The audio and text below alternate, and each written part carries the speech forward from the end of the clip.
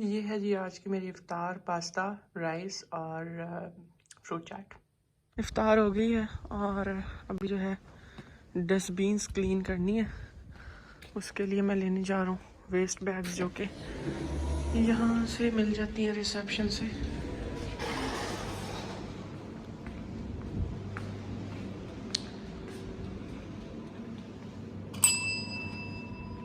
Can I have 4 to 5 because all yeah. Thanks. Okay, thank you. ये ले लिया। चाय तो हो गई है ख़त्म। अच्छा जी, आज की वीडियो में मैंने आपसे 2 से 3 चीज़ें डिस्कस करनी है। पहली चीज़ तो ये कि बैंगर यूनिवर्सिटी का जो फ़ीस स्ट्रक्चर है, उसकी जो टोटल फ़ीस है डिग्रीज़ की, वो थोड़ी सी इंक्रीज़ हो गई है एज़ कम्पेयर के जो पहले थी उससे। 1000 1500 इतना जो डिफरेंस है वो डिग्रीज़ में आ चुका है। फॉर एग्ज़ाम्पल मेरे कोर्स की फ़ीस अगर 16,000 थी तो अब जो है वो 17,000 समथिंग हो गई हुई है, या किसी कोर्स की 18 थी तो उसकी 19 समथिंग हो गई हुई है। तो इस तरह मुझे कल ही एक स्टूडेंट का मैसेज आया, ही सेड कि मेरी जो इनिशियल डिपॉजिट है वो 7,000 नहीं है, वो 8,000 समथिंग है। सो आई सेड ऐसा नहीं हो सकता, बट फिर मैंने जब उससे टोटल फीस उसकी पूछी तो वो उसकी ज़्यादा थी और जो है मेरी वो कम थी। फिर मैंने यूनिवर्सिटी की वेबसाइट चेक की तो यस, फीसिस जो है यूनिवर्सिटी की वो इंक्रीज़ हो चुकी हुई हैं। ये आई थिंक हर साल जो है इनका कुछ ना कुछ जो है वो इंक्रीज़ होता है। तो अभी जो है जिनको पहले लेटर आ चुके थे वो उनकी तो 7,000 ही है। जिन लोगों ने मतलब जिन्होंने बहुत अर्ली अप्लाई कर दिया था और जिनको अनकंडीशनल चले गए हुए थे, बट जिनके अब अनकंडीशनल आ रहे हैं उनकी फ़ीस ज़्यादा होगी। उनका जो इनिशियल डिपॉजिट है वो भी 7 की बजाय 8,000 समथिंग होगा। और ये जो इनिशियल डिपॉजिट है ये इनका ज़रूरी है कि आपने इतना ही सबमिट करवाना है। हाँ, अगर आप उस चीज़ पे कि हम लोग 50% जो है वो सबमिट करवा के जो है एक दफ़ा यूके आ जाते हैं, क्योंकि नॉर्मली यूनिवर्सिटी जो है 50% इनिशियल डिपॉजिट होता है आपका, बट एक अमाउंट होती है कि स्पेसिफिक अमाउंट के वो आपने एनरोलमेंट के लिए अपने सेमेस्टर स्टार्ट करने के लिए आपने पे करनी होती है। तो अगर आप 50% पे कर भी देंगे बैंकर का, जो कि नॉर्मली 5,000 समथिंग बनेगा, तो फिर भी आपको आप क्लास नहीं अटेंड कर सकते, आपकी एनरोलमेंट नहीं होगी जब तक आप वो 8,000 या 7,000 जो अमाउंट है वो आप कंप्लीट जो है वो सबमिट नहीं करवा देते। तो ये एक चीज़ है। अब दूसरी चीज़ ये कि बहुत सारे स्टूडेंट्स को उनके कंसल्टेंट्स कह रहे हैं कि अभी कंडीशनल लेटर ही आया होता है और जो कंसल्टेंट है वो कह रहा है फीस सबमिट करवा दें, जबकि इस चीज़ का कोई लॉजिक ही नहीं बनता कि आप कंडीशनल लेटर पे फीस सबमिट करवा सकें। कंडीशनल लेटर तो किसी को भी अप्लाई जो है वो आ सकता है, कोई भी अप्लाई करे बैठ के तो उसको कंडीशनल लेटर जो है हफ्ते में 2 हफ्ते में आ जाता होता है ज़्यादातर केसेस में। अब स्टूडेंट्स के लिए आज मैसेज ये है कि अगर स्पेसिफिकली अगर बैंगर का कंडीशनल लेटर आपको आया है तो कंडीशनल लेटर पे फीस सबमिट मत करवाएं।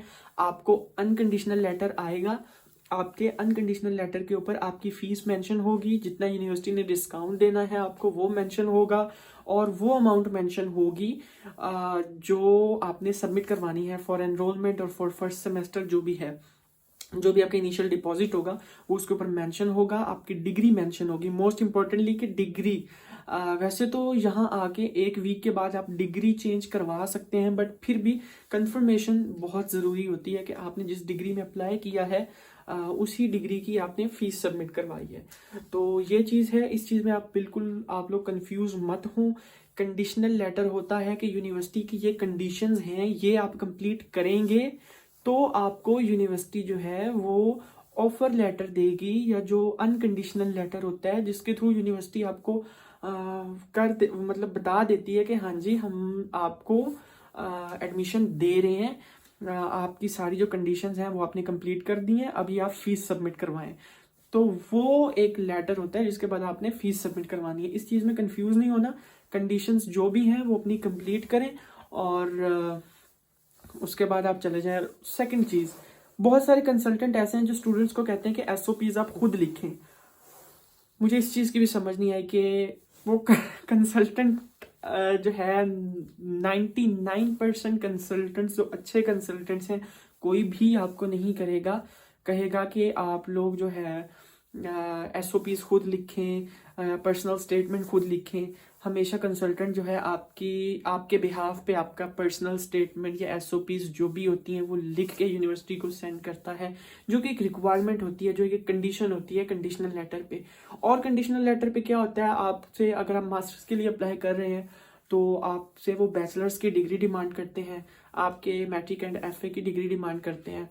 उसके अलावा आपका एक टेस्ट होता है, जो इंग्लिश टेस्ट जो भी आप करेंगे वो डिमांड करेंगे, और साथ आपका पर्सनल स्टेटमेंट या SOP जो है वो डिमांड करेंगे।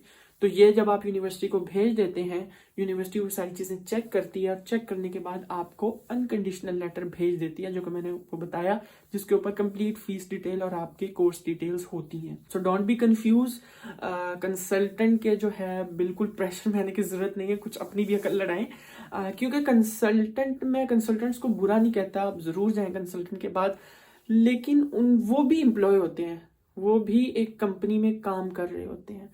कंपनी ऑनर इज फोर्सिंग के क्लाइंट्स लेके आओ, और क्लाइंट्स कंफर्म तब होते हैं जब स्टूडेंट फीस सबमिट करवा देता है। तो अब जो है कंफर्मेशन हो जाती है कंसल्टेंट को कि हाँ जी स्टूडेंट जो है आप कंफर्म हो चुका है, और फीस सबमिट करवाने के बाद आप जो है कंसल्टेंट चेंज भी नहीं कर सकते।